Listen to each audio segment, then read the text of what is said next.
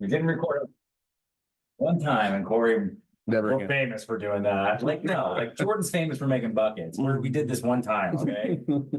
One time. One time, that's it. All right, well, let's get this party rocking. How you guys doing out there? Good? Nice, nice. Awesome. I'm not used to this background, Sherry. You can't be changing this up on me. Yeah, where's Caribou?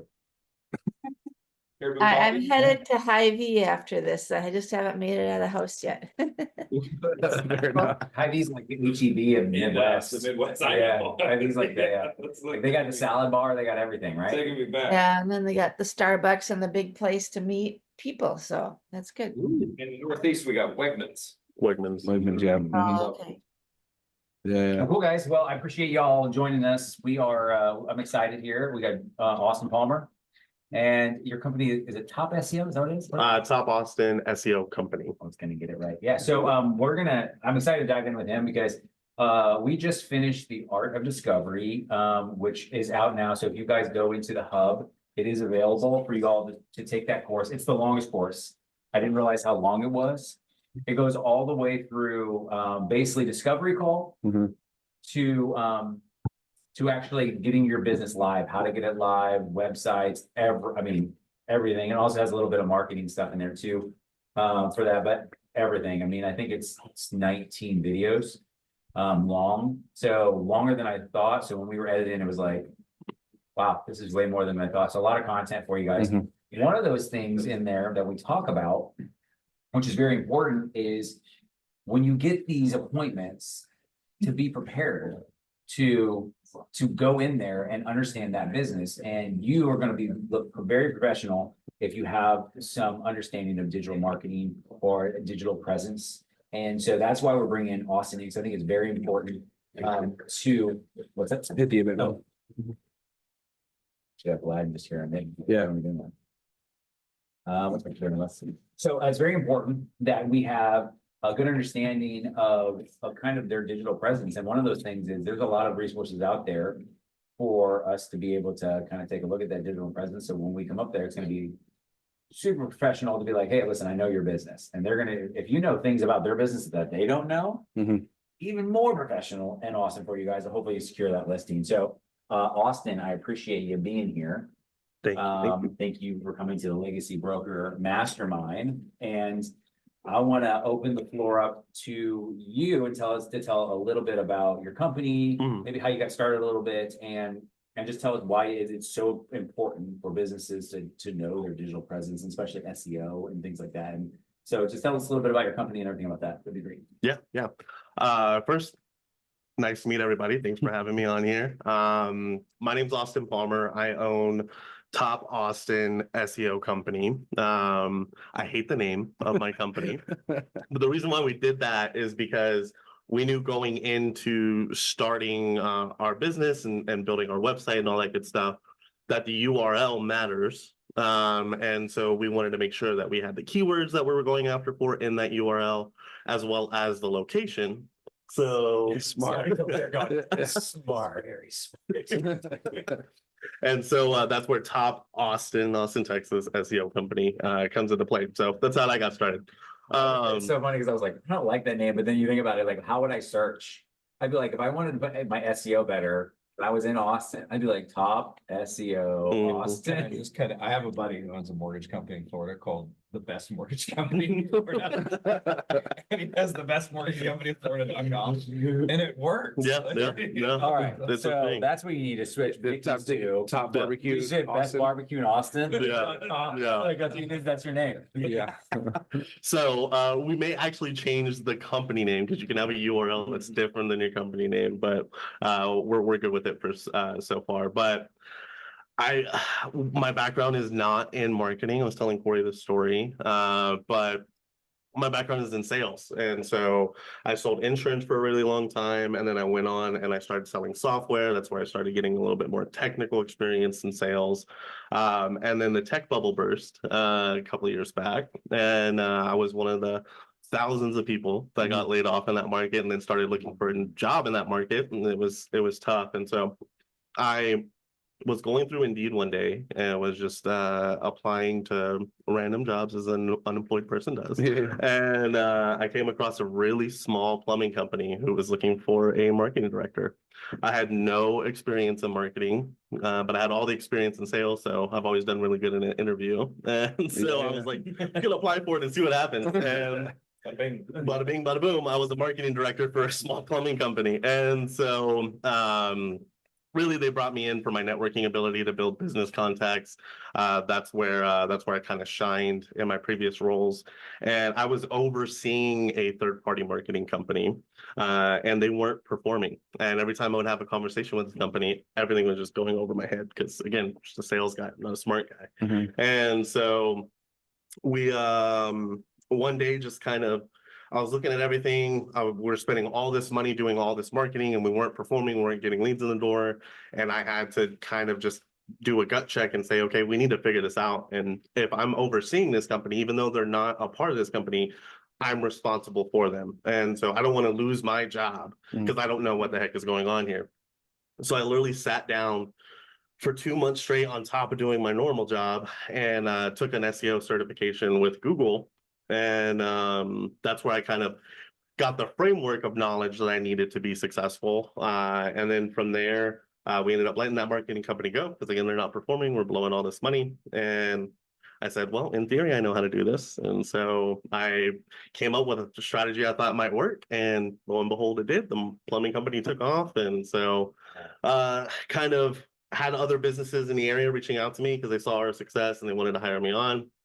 And then I said, okay, I guess I'm going to be a business owner. And so that's how we got There here. you are. There we are. That company's huge now. Yeah. So yeah. Well, at least we make it look huge. That's the goal. Right? That's the goal. But yeah, no, they're doing extremely well. And so we've been doing this now about 1.5 years in my own company, and we have a ton of clients, and they're all doing really, really well. So it's good. Very cool. Yeah. So, obviously on our side of things, we transact businesses, Yes. right? Yes. And so there's a lot of components for us. There's obviously walking in to get a listing and how can we use SEO and things like that, right? There's also too, even ourselves, we have to market these listings and have the right words, right verbiage, right, to be able to get that traction, right? So I think everybody on the call is probably pretty eager to go, how does SEO help me as a business broker, right?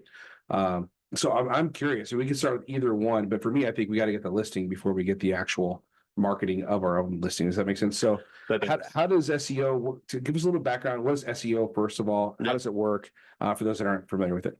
Yeah, so SEO stands for search engine optimization. And so your goal is, thank you. It's my first podcast. It's so flexible,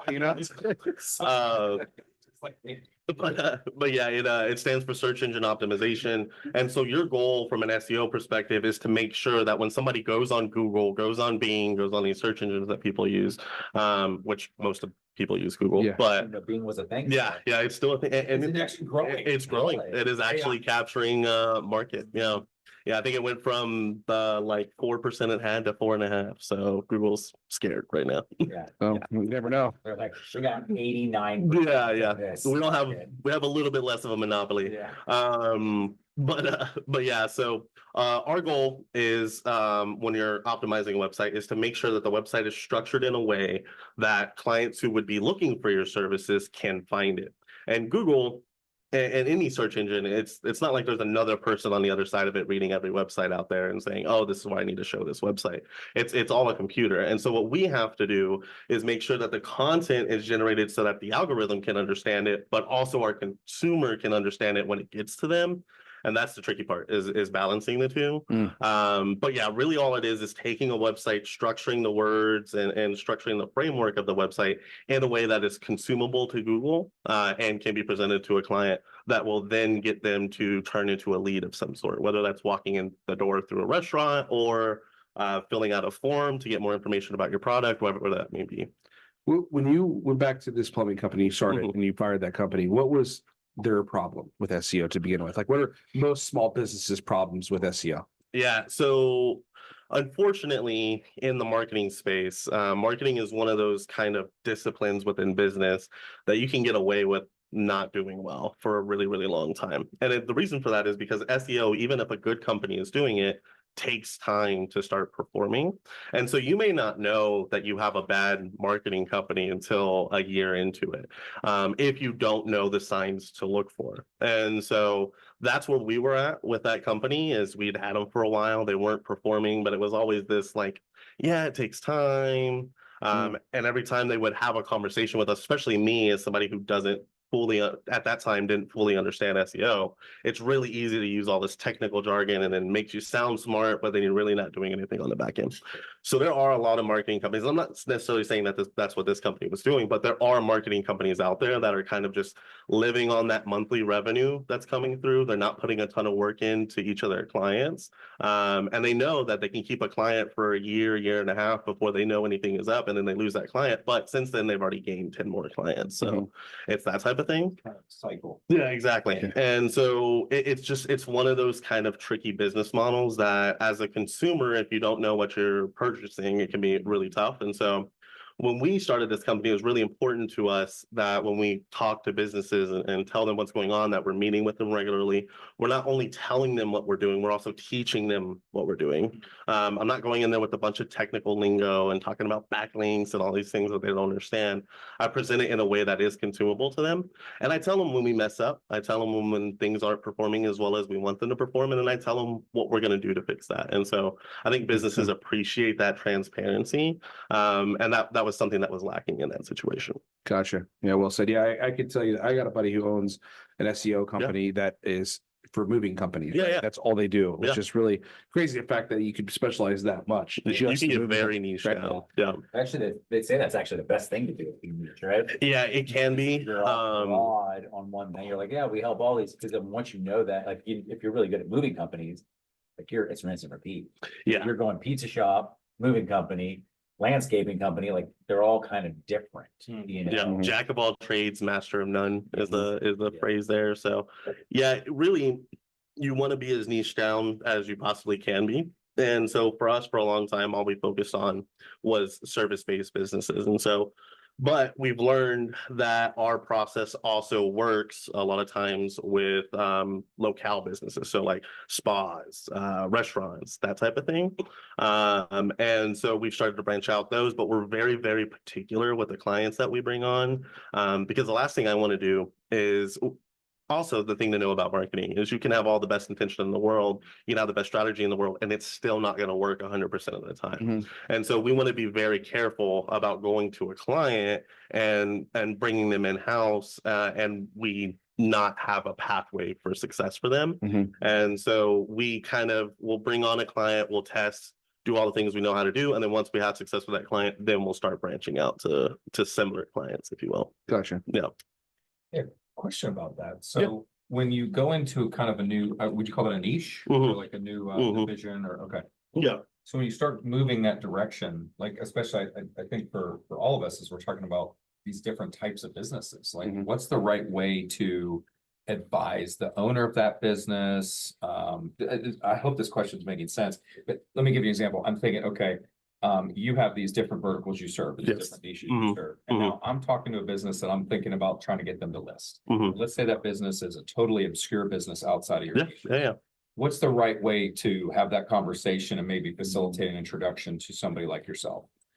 Yes, that's a great question. So the first part of that question, I think, and I don't want to reveal too much here, but I think that I've had a conversation with Travis about just tools that we use when we're taking a look at businesses to figure out, well, where is their digital marketing look like today? Like, what are they doing? What are they not doing? And so we run that report before we talk to a business, and we get kind of a 30,000-foot view of what's going on. And so once we have that, then we go into that conversation with that business and we know, okay, here are the things traditionally that do work that you're not doing. Let's find out why you aren't doing these things. And if it's a situation where you've already tried it, you had a really good process and it just didn't work out, okay, then we don't need to worry about it. You've already discovered this. Yeah. Okay. But a lot of times, working with small businesses especially, they don't even know these things exist. And so a lot of times the reason why they don't have a great social presence is because they don't know how to do social media, or they don't know that it matters, or they don't care about it, or whatever the case may be. And so at that point, it's our job to show them this is why it matters. And I mean, I've been with businesses all day, every day, forever, and I'm sure y'all have too. The only thing that really matters to the business owner at the end is what's that ROI going to look like? How is this going to help me bring more money in the door? And so we just go straight in with, hey, here's who we work with. Here are the results that we've had. This is why we had those results.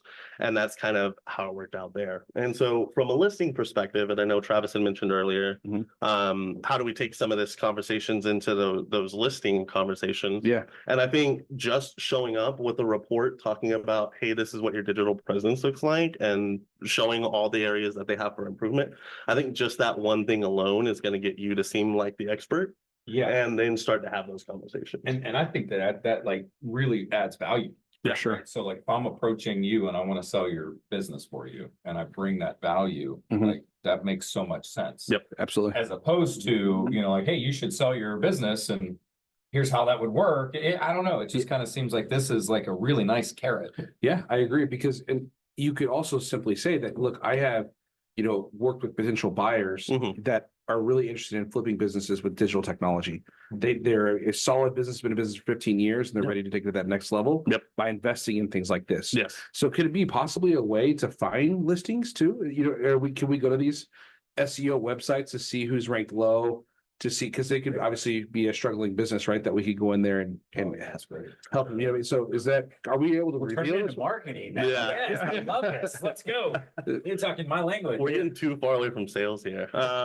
Yes, that's a perfect approach. And so what I think from my end, again, I can only speak from my experience, and I've never sold a business before, although hopefully we will here pretty soon. Yeah. What I can say is when we're approaching businesses to talk to them about their marketing, that's exactly what we're doing. We're looking for folks in a particular niche that we know we're going to have success in, who aren't doing the things that we know they should be doing to be successful. And I can't tell you how many times I have that conversation with that business, and they, again, just don't know that these things matter. And then when I show them, okay, this is what happens when you do X, Y, and Z, all of a sudden now they're a lot more interested. And so from a listing perspective, I wanted to get this out there. I had thought about this earlier as I was on the way in. There's a statistic out there, X amount of businesses fail within the first year. And I think the part that doesn't get talked about enough as to why they fail is everybody gets into a business because they love doing whatever that business is. So they're a baker, or they do barbecue really well, or they make pizza really well, or whatever that job, they're a plumber, they're an electrician, whatever it may be. The last thing that they're thinking about is marketing, which is perhaps the most important part, because you can be the best plumber in the world, but if you don't have any leads coming in the door, how are you going to pay your bills? And so that's kind of where that comes in. And that's a lot of times what our conversations look like. And if I was going after a listing for a business, that'd be one of the conversations I'm having now, which is, okay, where are you at today? Here, I can show you where you're at today because I have this report for you. But why aren't you doing the things that you need to be doing? Find out those answers. And maybe you're having a conversation about, okay, you're not where you need to be sold right now, but here's how you get there. And I think that having that conversation adds a lot of value to the situation. It's a very cool timeline situation too. Call, like, you know, like if you're talking to me like, hey, when are you planning on selling? Like, hey, in the next year. And you go, well, let's get this thing. Yeah, we got to get rolling. Yeah. Let's get this thing set up. Like, if you're wanting to, like, we're here as consultants. That's can I add in on this? You 1000%. Because here's the thing, like, I just feel like a lot of times we conceptualize something and the conceptualization to reality is a challenge because it's all about expectation.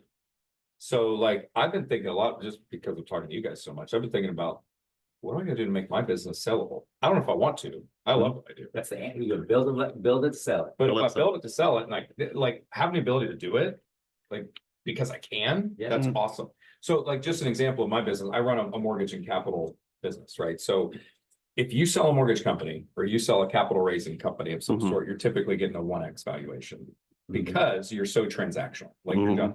But if you have a database and you can prove that over a certain metric of your customers come back to you regularly, now you can get to 2x and 3x and whatever.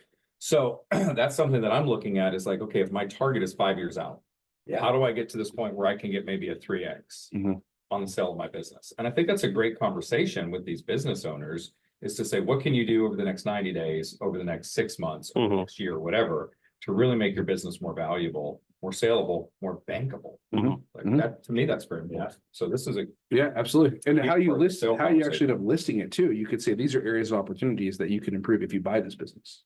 Oh, that's Right. great too. Yeah. You've done a So pre-analysis. now what you're doing is you're already prepping the marketing as you're talking to the business owners. You're like, hey, listen. And he's like, oh, dude, my SEO sucks. My presence sucks. He's like, that's okay. He's like, we're gonna use that to sell your business because it's we were talking about the 8 Mile, Mhm. right? We're like, when we're like talking to these people, we are going to with these buyers, we're gonna say, hey, listen, we got a full analysis of this. Don't worry, we're gonna fix this. Yes. Yeah. We have the plan already in place. We're ready to go. And be like, Yeah. cool. That makes it more like, okay, Yes. they have a plan, Mhm. which is what we're gonna do and why we're the better business brokering firm around, because we're gonna do these things. Yep. We're going the extra mile for you. And I think what you said earlier is what people get in business all the time. They love what they do Mhm. and they're great at it. And so when you come to a marketing person, you go, man, you are amazing at what you do. And he's like, oh, thanks, man. I really like to bake cookies. Great. No one knows it though. Yeah. And that's the problem. Yeah. Is right where the marketing comes in. So I think that this is a really cool conversation because it hits on all fronts. It really does. You can help them at the beginning, or you can help that buyer at the end, and you can help them sell it for more. You can help that ease some Yeah. concerns. Like Yeah. it's such a great conversation. Yeah, it's going to be valuable on kind of both ends of that sales process, right? Like you want that business to get to a certain point where you can make the most money as possible when you sell that business. And then on the flip side of that, when the person purchases the business, they need to come into it with an understanding somewhat of that business, or at the very least knowing that, hey, we have what we need for this to be successful. And we've all seen businesses bought and sold 1,000 times. A lot of times in the buying process, what I've seen is you'll have a company that didn't do as well as it could have done because it didn't have its marketing in place, it didn't have its operations in place, or whatever it was missing there. And then the person comes in and buys it who knows how to do those things, or at least knows the people who do. Mhm. They bring those people in, and all of a sudden now this business is taking off the way it could have Flip it. under the previous owner. But they didn't know what they didn't know. You're bootstrapping. Exactly. You know what I mean? Like you're working so hard, you're grinding, you're 100%. bootstrapping your business. And then what happens is you get ready to sell because you're tired. Yeah. And the reality is there's certain things that you may have missed. And so maybe you can sell. Yeah. But having that roadmap for, I've already got this figured out. You want to buy this thing, you do this, this, and this. Very, very attractive. Yeah. Very, Which very. will increase the evaluation. Yes. Yeah, exactly. Exactly. Nice. Well, should we pause real quick and see if there's any questions from the team on the call real quick? You all have listings, you're seeing things. Any questions so far? Don't be shy. Go Vikings, by the way. So what's this, Who's this evaluation or report or whatever? How do we pull that for the businesses? So we use he showed me a tool that you guys definitely use, I think, to get ready for your. I mean, unless there's definitely options, but I don't want to overload you with just they're just if they're getting a bunch of listings and they're getting on a discovery appointment and they don't want to be reaching out to you and going, hey, do a full analysis of this. Yep. Unless you want them to. The other thing is you can just jump on SEO optimizer, right? Yep. You know what it is, .com. You can literally, Corey, you can go ahead and do it right now. Jump on there real quick and Waymaker Mortgage. do not do our business quite yet because I haven't had Austin do ours completely yet. So do Waymaker Mortgage. Yeah. Fine, I'll get naked. Let's go. Let's do Waymaker Mortgage. Apparently can do it anyway. Let's see what this looks like. So what it is, it's gonna basically just give you a grade and it's gonna say, hey, you're gonna have certain things. Go at it. Yeah, why JJ, does Corey have To a share that screen somehow. Yeah, we can do all that. JJ, should we do the Grove Church? Oh gosh, Bro. yeah. Look at this weird live. I went live on Instagram. Go and make disciples. Oh yeah, there you go. Nice. Yeah. Mastermind. What's up, everybody? Nice. Um, So Sherry, you want that website? Are you already looking it up? SEO optimizer. Let's put it in the chat here. All right, give me who do we want to do? Waymaker, WAY. MAKER mortgage.com. Try that. We're doing a live analysis of how my SEO does. I did just switch domains, so we need to do that. I love it.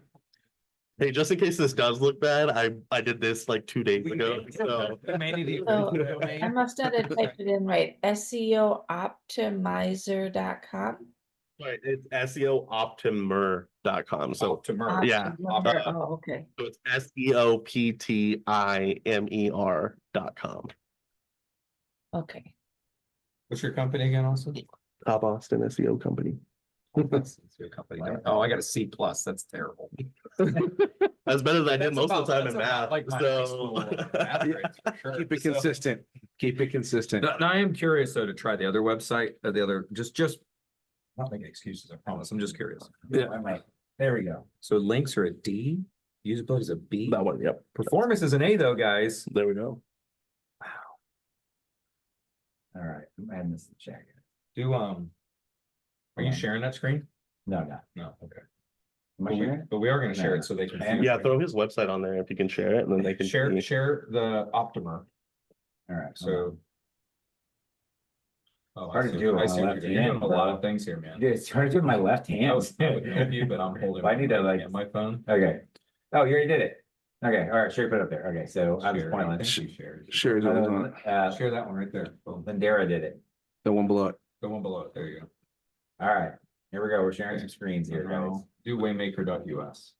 You type it in? Oh. I got you. bad finger. I got you. I got you. Bad finger. I got a- We need our own Jamie in-house. Is what we Yeah, need. Guys, Glad in to the do that future, anyways. we're gonna Glad to have do this, that. like, we got a computer we're gonna put on this desk for all this stuff. Okay, that's sweet. All right, here we go. Now. now we're A A plus. plus. Well. Wait, hold on a second. Wait. I think we're getting ahead of the. B minus. I've done that enough. Okay, Yeah, it hurts as it goes. the other one was better. You got 17 right, but also think about this, guys. If we have this, let's play around with this here. Your webpage could be better. So think about this. So as we go, this is what you all can use too, to say, hey, when you go on these, you can print this thing out and let them know, like, hey, we looked at this. And there's 17 things that we could do to do this. Wow. So this is one thing that's very helpful for you actually just spending time in their business and knowing their business, things that they'd be like, I had no idea about this. So here's the thing, if somebody came to me, if one of you guys came to me right now and said, here's what I found about your business. And here's what would be better. I would be really interested in what you were talking about. honestly. Yeah. Like that would really catch my attention. Look at this. And even as individual keywords, phrases. It's pretty sweet. So you guys, this is a crazy resource. As you guys go through the art of discovery, you go through our course, we're going to talk about going through reviews. We're going to go talk about know their business, go to their website. But this is a whole nother level for you guys to understand that business, that you're going to go in there and they know the sales coming. Yep.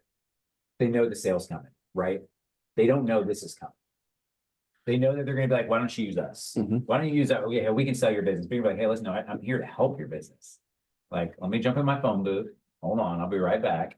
Here's some things that you may not know that no other broker is gonna go if they are, which probably they aren't, but if they do, they're not gonna be coming prepared with this stuff. No. They're gonna come with their presentation and they're gonna try to sell them on why their company is the best. So is there a way to be able to see companies that have low rankings? Is there an option out there for that? So there may be, if there is, I haven't discovered it yet. But we've gone from a situation as an agency where we were doing a lot of things like SEO Optimer is one of the tools that I used back in the day before we built our own stuff. And that's one of the things that we're working on right now is trying to build these things to get a little bit more efficient in this process. Okay. But what I would say is if you're using a tool like this, the way that process looks is you already know who you're going to go and take a look at. And even if you don't, if you're riding around town and you're looking for businesses that way, it takes no time to pull up. You literally just find their website, and you can usually get that from just their Google Maps listing. For sure. And so you just take the website, throw it in there. It takes 2 seconds to pull up the report, and then now you have a report that you can share with them. So that's typically how that process would look. Okay. Now, a great question, Sherry. Any other questions so far? Yeah. Okay. You're not gonna share that. No. No, I'm we not. don't wanna share that, yeah. No, we don't have any links. We don't have anything on there. So that's the big thing. Our performance is So- plus though. I want to FYI. I want to I want to give these guys the floor on essentially the question of, okay, now they've got the listing, Yep. right? How do they use SEO for themselves to get this thing sold? Like, obviously we have different platforms, our website, Biz by Sell. What are some things that best practices they should be doing to be able to get this thing, get a lot of listing or a lot of traction? Yeah, let me start off with a question. So Okay. do they typically have their own website, or is everything being done through your website? So it'd be through our website, but they also use like a third party one like Biz by Sell and other BizQuest, LoopNet, depending on whether it has real estate or not. Yeah, But think of it like, it's almost like for the restaurant business, like we have, Uber and DoorDash. How do we market on Uber and DoorDash, right? Which is its own thing, by the way. Okay, now I understand the question. Thank you.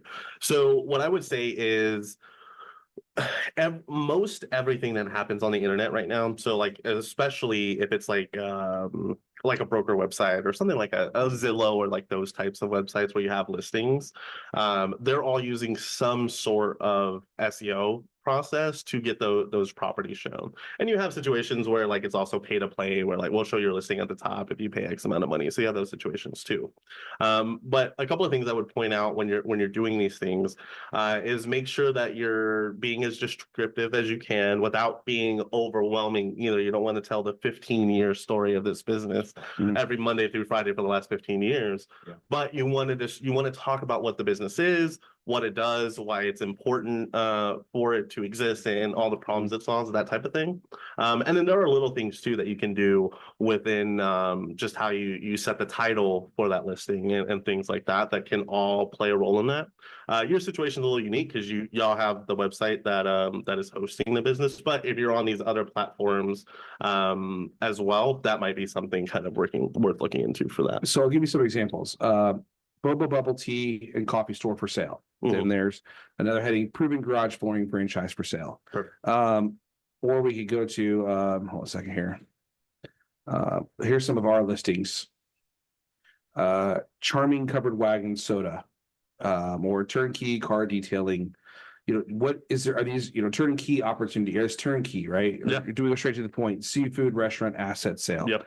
So is there any suggestions you have on any of these that you would say would be not so good, or this is great? I think honestly, where you're at right now sounds perfect. You have the keyword in there, which is the name of or industry of whatever that business is. Okay. And then the only other thing that's kind of worth being aware in that situation is making sure you do what we call keyword research. So I've seen 1,000 situations where a business is listing something in a certain way. We have a person waiting on that. Oh, God. Yeah. Listing in a certain way, and they're just not describing it correctly. So maybe instead of seafood company, it's, I don't know, whatever, seafood cuisine or whatever the case may be. So just making sure that you have the right keyword, and you can do little things like you can set up a free Google Ads account with Google Ads. You don't actually have to use the platform, but you get access to something called the keyword planner tool, which is really, really useful because Google will just tell you straight up, like, okay, this is how often somebody's looking for this keyword. Let's back that up a little bit, because that's gold. Yeah. So go on and do what again? So you can go into the Google Ads platform. So when you're on Chrome, it's the 9 dots and then click on Google Ads. You can create a new Google Ads account for free. Doesn't cost anything. If you wanted to pay to play, you could definitely create a Google ad and do that whole thing. But there's a tool within the Google Ads platform called the Keyword Planner, where Google will share its data with you. So you go in there, you put in a keyword that you think might work, so seafood in this case, and then it'll tell you how often that keyword is searched on a monthly basis. And it'll even show you, okay, it's searched more in November than it is in February, or whatever the case may be. Okay. And so when we start doing things like keyword research, when we're building websites, that's usually the first place that we're starting is, and this happens honestly before we even take on the client. I need to know that there's enough traffic for your industry to justify the cost that it's going to be for me to come in and do the work. And so if I go and meet with a business and they're so niche down, nobody knows this thing even exists, then you're probably not ready for me yet. But if I go in and you're a plumbing company and people are looking for plumbing 10,000 times throughout the month, probably makes a lot of sense to bring somebody in to do that. But yeah, so that's the keyword planner tool on Google. There's 1,000 videos out there on how to set up a Google Ads account. But the keyword planner is key because Google it's straight from the horse's mouth. Okay, very interesting. Mhm. All right, I'll pause real quick for questions. Hey, Ryan, what's up, buddy? Hey guys, how y'all doing? What about the buddy? What about TubeBuddy? Is that what I said? TubeBuddy or YouTube? Is that what you're trying to say? YouTube? Gotcha. So are you talking about like our videos better and for SEO? Is that what we're trying, or just SEO? Do you focus on any? Or like you said, the restaurants or whatever business we go after, maybe using TubeBuddy for keyword search. Oh, TubeBuddy. Oh, I Use got you. TubeBuddy. I have it.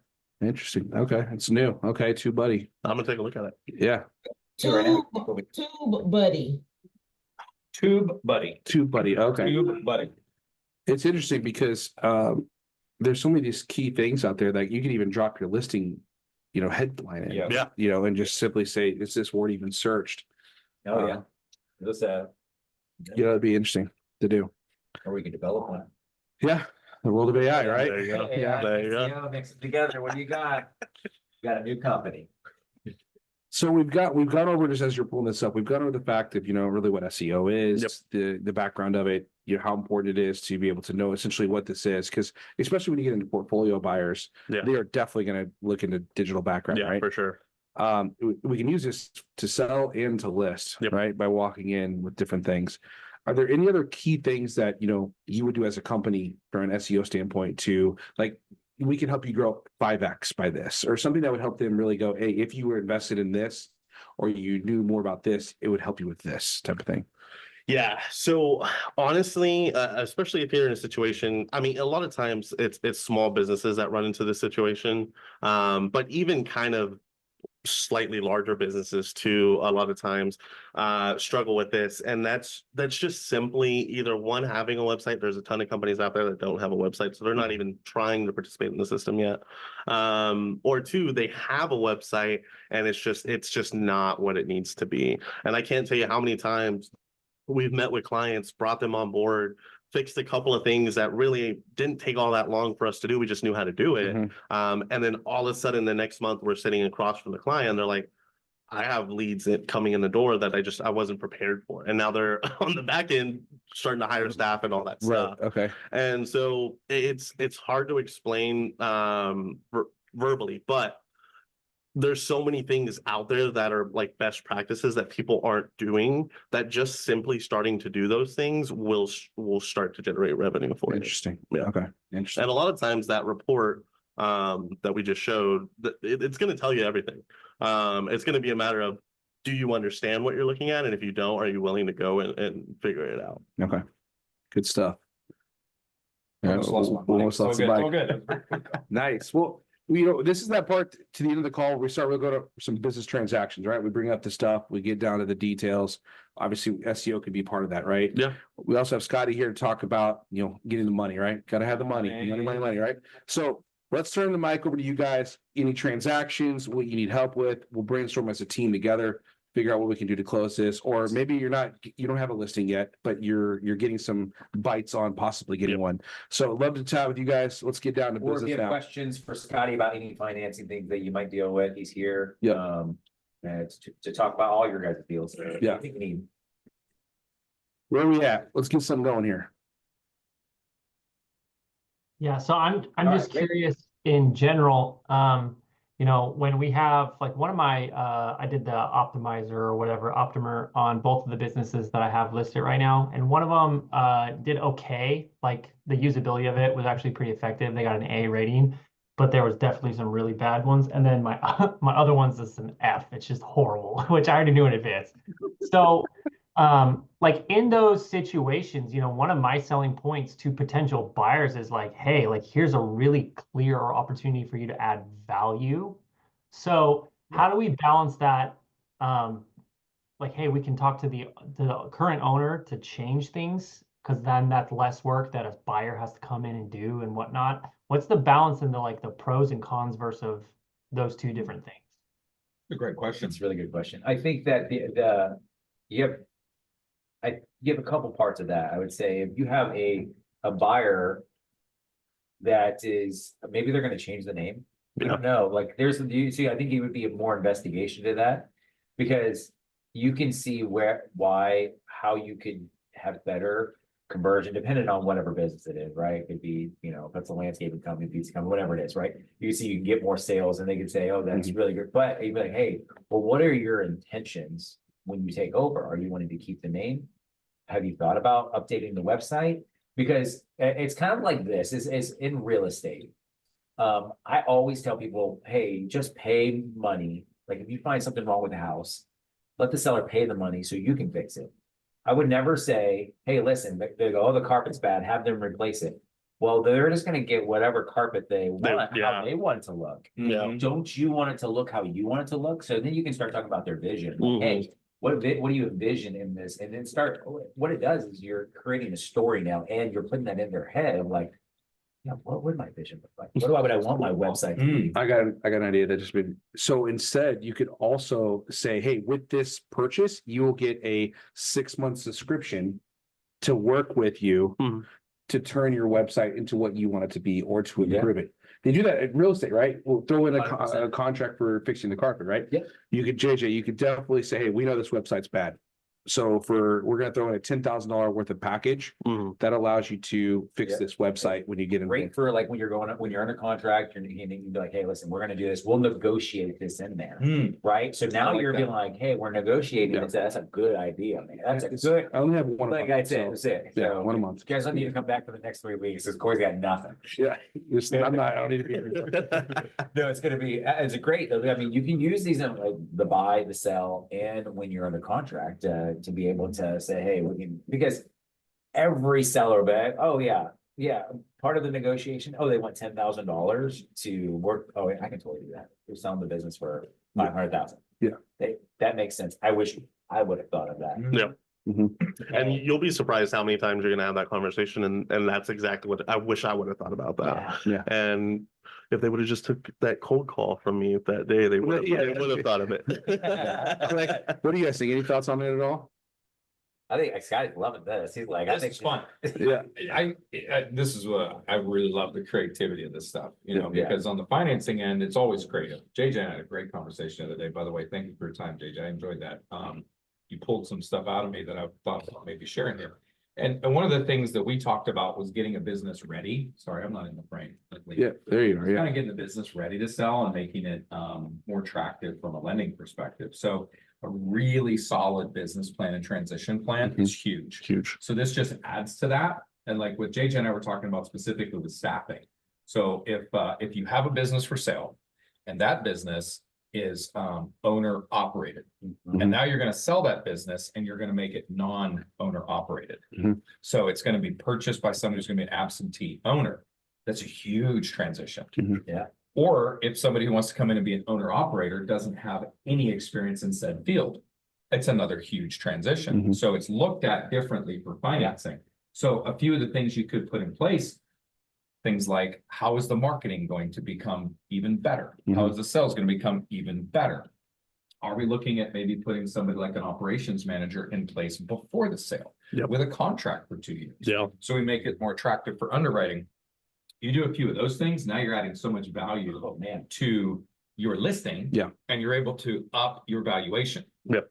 Right. So 100%. I think a lot of that is setting the right expectation on the front end with your listing, and then having that kind of like pre-financing conversation even with us. We're happy to help with that, make some suggestions and look at what's it going to take to bring a buyer and seller together. And like, you guys are probably getting a lot of like people will come in and they'll make a lowball offer, Well, no, we're not looking at lowball offers because of this and this and this. We're right on, So now you actually have something more to stand on too as an advocate for your listing. Yeah. Advocate. That's the key word. I think that's what you are, is an advocate. Yeah. And the more knowledge you have, the more powerful that listing is going to be. So that makes a ton of sense. Yeah. And the thing about this too is like, all businesses won't sell. No. All businesses, it's just not gonna, it's not gonna happen. But the path forward to that business owner who can't sell, say, hey, I'm in it still. I'm in it. And then you go, you know what? Like, I think I'm just gonna continue to run it. Maybe we'll sell it in a year or two or whatnot. I think it's a great idea. I mean, it's hard right now. I mean, there's some things that we can do. We've already discussed. Yep. let's get the business ramped up, right? And so then we can prep them to be sold, because the goal is they just can't sell right now. That's why I have listings in real estate. They just can't sell right now. So let's pull them off when they're ready, right? And so I think about 2 years, you can be able to sell it for even more. And so it's about building relationships too. So I think Advocate is a great.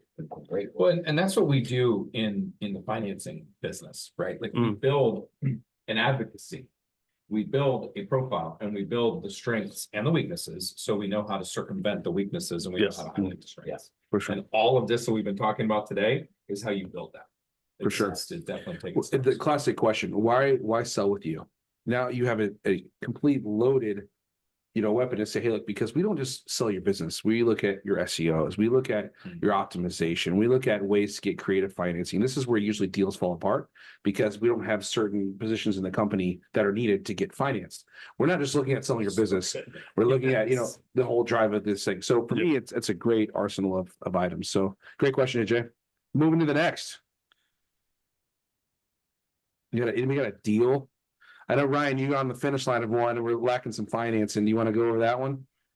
yes, Scotty. Yeah, Scott, I think Scotty may want to address that one a little bit. It's See, I was like, you guys, I gotta go. Yeah. So situation, you want to, Look at the time. Tell us about it. See what's going on so people can learn together. That's what this is You want about. me to do the telling or Ryan do the telling? it's either Ryan, if you want to, and then Scotty was. Yeah. You kick it off and then I'll pepper in.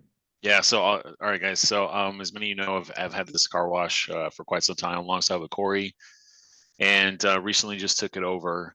Had a great buyer lined up, and he made some claims that weren't 100% accurate. We got him hooked up with Scotty. Scotty did a little bit of digging, and looks like the buyer now is required to have some type of partner in play, just because of some liquid assets. He needed the buyer needed a little bit more liquid asset available to complete the purchase. And so right now we're kind of searching for a partner, which we may have one lined up, just waiting for some feedback, but that's pretty much the gist of it. Scotty can provide a little bit more color as to what's behind that.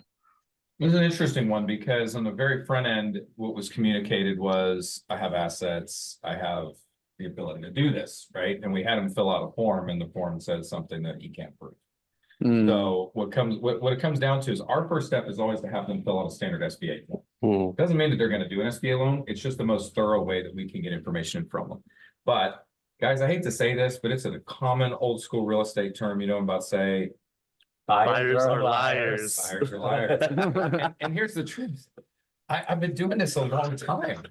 They are. It's not helping their case by any means. Yeah, no, it's like, and we tell people in the real estate financing side, business, it doesn't matter what we're financing. We tell us the truth. Just be very upfront and honest. Yeah. And the more you tell us, the better it is upfront, because we're gonna go through underwriting. And an SBA loan process is not like just waving a magic wand. There's a whole underwriting process. So all that said, in my conversation privately with the buyer, it finally came out through exchange of emails. Well, yeah, I don't have anything. I was like, okay, cool. Well, you need a partner. Somebody got to have assets. Like there's got to be, even if we can do a seller held second and all these things, like there has to be a reason why someone's going to trust you with money. And that's at the end of the deal. We still have to look at credit. We still have to look at funds available. And in a situation like that, it can be a letdown, Ryan. It can be a letdown, and I totally get it. But something to remember, you may win a listing quickly, right? Yeah, you may be able to win a listing quickly. Okay, cool. It could take a year for that to go through. It could take 2 years. It can take time. And some of this stuff can happen really fast and others will take time. You get a cash buyer and they just want to Sherry's got a franchise for sale. Really cool looking franchise, by the way. I love that coffee shop franchise. I think it's awesome. Somebody might come in and they got $300,000 and they're like, done. We'll buy the license, we'll lease the space and we'll open it. And that's a whole different process than somebody who's got a dream to purchase a coffee shop license and open up a coffee shop with zero experience. It's just a different process, so we have to vet that out. We have to walk through the process together. I think patience is key. And being willing to have, sorry, way to say this, like frame it with some accountability, you know? Let me ask you guys a question, because I'm seeing this a lot where we have a listing and then a buyer comes along. Are we kind of like working both sides? You do work both sides. Yeah. Yeah, Okay. almost 99% of all Yeah. transactions are Okay. going to be buyer and seller. So in that case, what's the best way to have that front end conversation? Okay, so like Ryan's got the car wash for sale. I'm a buyer. I come in, I say, hey, Ryan, I'm interested in this car wash. Go. What do we do? Yeah, as far as the buyer, I'm interested. We basically need to get him to sign the NDA right before we discuss Huge. anything, right? Yep. And we really are putting a hurdle in Yep. front of them that says, do they really interested? Or are they just trying to shop? Because it could be a competitor, right? So then we do the SIM, and then if they have questions, they have a SIM. The next step is, we need to verify, and it's a lot easier to go in-house with you than it is for us to trust. And JJ, you can attest to this. So they can get financing on the outside world and they have this proof, but it's really easier to have your proof behind the scenes versus somebody else, right? So that's what I was trying to Yeah. kind of get to, is like that qualifying conversation of, hey, let's introduce a financing partner to the conversation. And I think that's a great point in time whenever the boxes are checked for compliance with the NDA and the SIM. At that point, let's get them involved in a financing conversation, email introduction. We'll send out the SBA form and we'll see if they're going to follow the next steps. Because very similar to the NDA, I think, I can't remember, Sherry, if it was you, I think I was telling you about this. But if we get them that form and they fill it out in 24 to 48 hours, we can judge these people they want really it. want it. If it takes them 2 weeks, I'm not saying they don't want it. I'm just saying it's going to be Not a priority. if it took 2 weeks to get them to fill out an SBA form, how long is it going to take us to get documents? Oh my gosh, yeah. Yeah.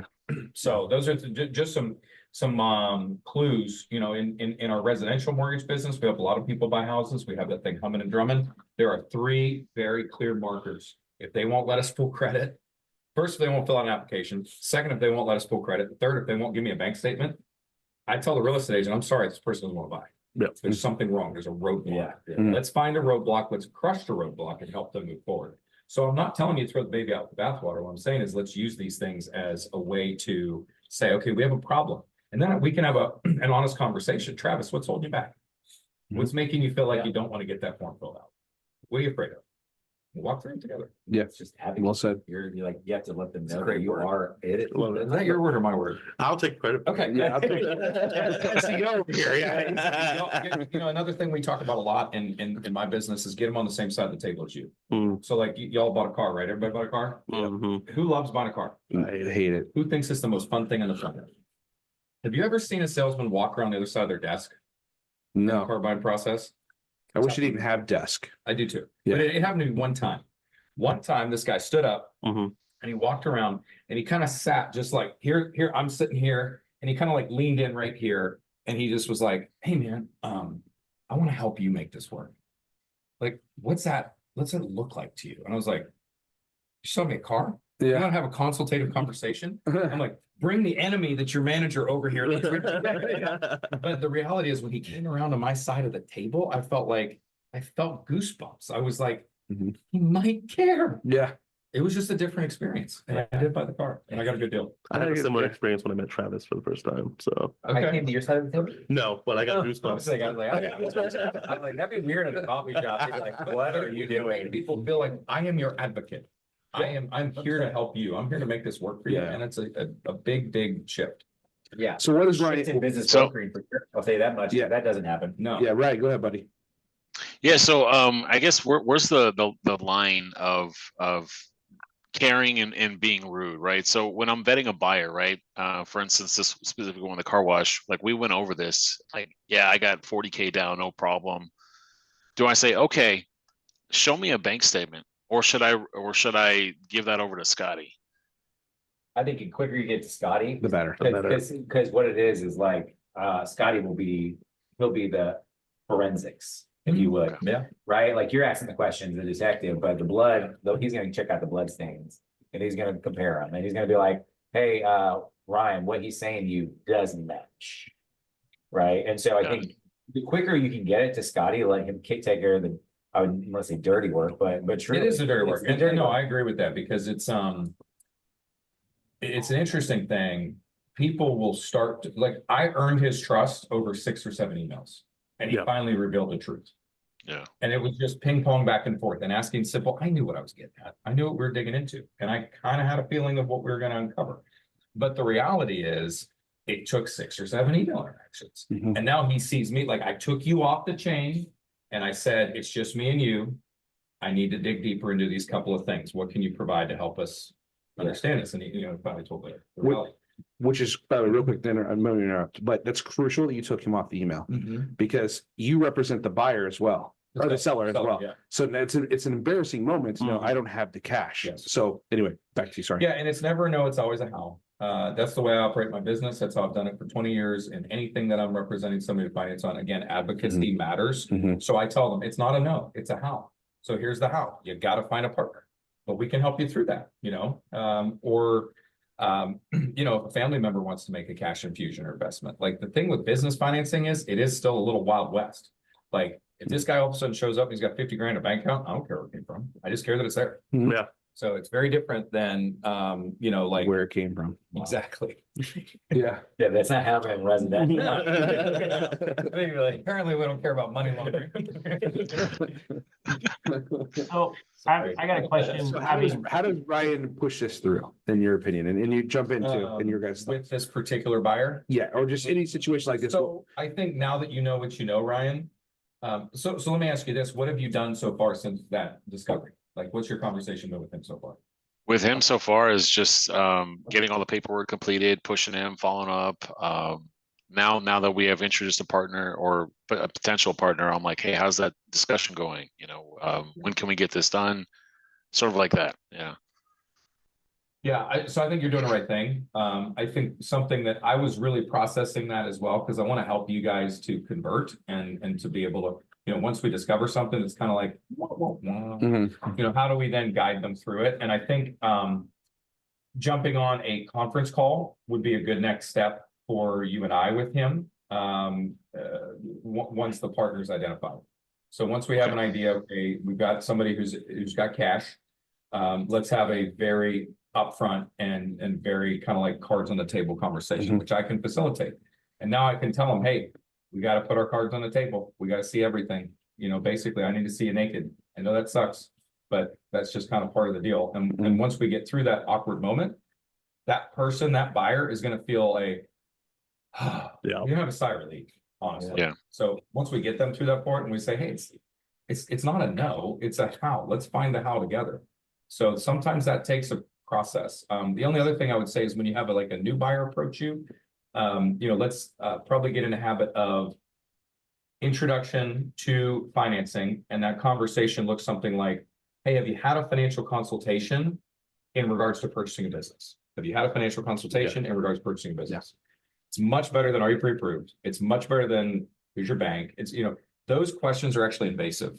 But have you experienced a financial consultation in regards to purchasing a business? The answer is going to be no. Because even if they talk to their bank, they're not going to view that as a financial consultation, most likely. Or they might say, yeah, I'm pre-approved for $3 million. And you say, hey, totally respect that. But we've got some in-house financing options that are much more creative than just the regular run-of-the-mill banking. I'd like to introduce you to our financing guy. And then make that email introduction, and we will jump on it. Let's do it. Awesome. Okay, Yeah. good question. Just Just real quick, just if you get there. Question? Yeah, please go ahead. So say we do that, right? We're like, hey, we asked that question, and they're like, they say whatever. I've already been pre-approved for like my guy trying to buy the moving companies. Live Oak pre-approved him for 3.25 million, right? And what if he's like, hey, I don't really need to do that. I've already been pre-approved. Then what? Okay, so that was a specific bank. I know Live Oak. In fact, we can work with Live Oak. What happens when a bank pre-approves an SBA loan is they look at two things. They look at the assets an individual has, and they look at the credit. That's it. And then they're saying, yes, you can buy a business. They're not telling you anything else. They're not saying what type of business. They're not saying what type of process you're going to go through to get that business. So it's kind of like, here you go. It looks like it's possible. It's not very holistic. So I would probably dig a little bit deeper, and I would say, totally understand, but have you had a consultation in regards to purchasing a moving company? I would make it specific to the inquiry at that point, and then they're going to say no, because they haven't. So, okay, totally understand you got a pre-approval. Most important thing though is to make sure that your financing is gonna work for this type of business. Your financing is gonna work for this type of business. Yeah. Because does experience like, okay, so you have the money, you have the credit score, everything's good. Does the experience matter a lot, like an SBA loan? Like, Big time. yeah, so that's definitely something they need to uncover with their buyers is, hey, if you're looking for a moving company, have you ever owned a Well, moving I can company? tell you from my own personal experience, I tried the daughters. So I tried to buy a dance hall studio. Proved cash was there and they still said no. They're like, what do you know about dance? I'm like, Wait a second. never. You had to buy a dance yeah, hall? dead serious. It was extremely profitable and they just built. I would some like real to see estate. you dance. I know, right? Probably what I would do if I was I- underwriting that is do it, Corey, show us how you do it. Look, I tried to Yeah, offer right. that to the SBA team. They still said no. Like, Yeah, like and here's the reality though. How was the dance hall run? it was run by owner operator. Perfect. Yeah. So this is proving exactly what I'm saying here, guys. So if you were coaching that owner operator on how to sell, make their business sellable, you want to make it have franchise value. Franchise value very simply means that business can run without you. My father-in-law is currently selling his pizza shops he's owned for 20 years. Did I tell you guys about this? No. He calls me the other day. He's got these pizza shops listed. He's got this guy trying to buy them. This guy owns a building company. He's a builder. He's a second generation builder. He's very successful, lots of money. My father-in-law calls me and goes, I don't understand why he can't get a loan. And I said, well, probably first of all, because he's not using me. But second of all, is he going to run the business? And he goes, I don't know what the hell he's going to do. I just want to sell the business. And my father-in-law has been an absentee owner for 15 years of these two pizza shops that generally profit about $250K a year. It's a great business. And we dig a little deeper. And what we find out is it's a franchise that he owns. So kind of like Dickies. The home office directed him to their preferred banker. And their preferred banker is not getting anything done. And they're not really helping the guy through the process. So I told my father-in-law, I said, hey, this has been dragging on for a long time. You either A, need to just offer him seller financing with a balloon, let us figure out in the next 3 to 5 years, get it done. Or B, get him to talk to somebody like me. Where we can actually broker out the financing and we can really kind of build that advocacy case for this guy. Because the truth is, we have a business that's run by an absentee owner. But on paper, he still signs everything. So when a bank looks at it, they can't compute that. They can't process that. An underwriter can't see inside the business. It's all about the story we tell guys. Like So this how is, do you make it so like on a paper trail that someone is an absentee owner? I would prove that he has a great manager in place. Okay. Because he does. Everything runs without him. There's 2 things that he does every week. He checks in on expenses and he checks in and monitors inventory. Those are the 2 things he does. And he gets on the company like owners meetings once a month on Zoom. That's basically it. And every once in a while, he's got to take a phone call because, you know, somebody did something or whatever. Yeah. We would prove that. But if that just goes to a banker's desk, Yeah. They won't see it. it's yes or no. I don't know. That doesn't look like it makes sense. Sorry. You know, so it really is about the story. When we turn any loan into underwriting, we give a 1 sheet. We call it the loan story. Doesn't matter what type of loan we're doing. One of my processors, he used to be an underwriter here. I was like, dude, if you turn in a loan without a story, you're letting the underwriter make up their own narrative. We can't let the underwriter draw their own narrative. So that's why that's really, really important. So this is something you guys can promote to your folks is I totally understand that you got a pre-approval. Get it. But the reality is you've got to have a really solid narrative to purchase a business because you're asking somebody, some institution, some bank, some fund to put a lot of money at risk. And we got to make sure that that narrative is tight. We have a team that can help you do that, you know, and just refer to us as an extension of your team. It's a lot less scary than you're going to go talk to a banker because then bankers make people feel like there's a no. I don't like that. Didn't feel good. Correct. Man, I think we're at our time. Yeah. This is another time flies. Man, but does anyone have any questions? I want to leave the floor at the end to you all before we go away. But it was a good. Jordan, come over here. I know you're eating. Come here. Can I introduce him real Yeah, quick please. just so they can see his face? Jordan. So when y'all are talking to our team, there's somebody that you might be interacting Do you want me to with. trade out? He's a very, No, you're good. very good. That's right. man. Camera right I didn't know there. what Jordan it was. I was like, This you're one, this one. yeah. It's 2 No, Jordans just in come, here. put your face in here real quick. You get to like me up. It's Yeah. fine. He's eating a sandwich. This is Jordan Chandler. He's part of my camera? team. Get your head down here. Okay, There there's you the go. camera. Just say hi to everybody. So we put a face with a name. So Jordan Chandler is part of our team. He does a lot of our initial phone calls, things of that nature, and helps us put deals together. So that's Let's Jordan. go.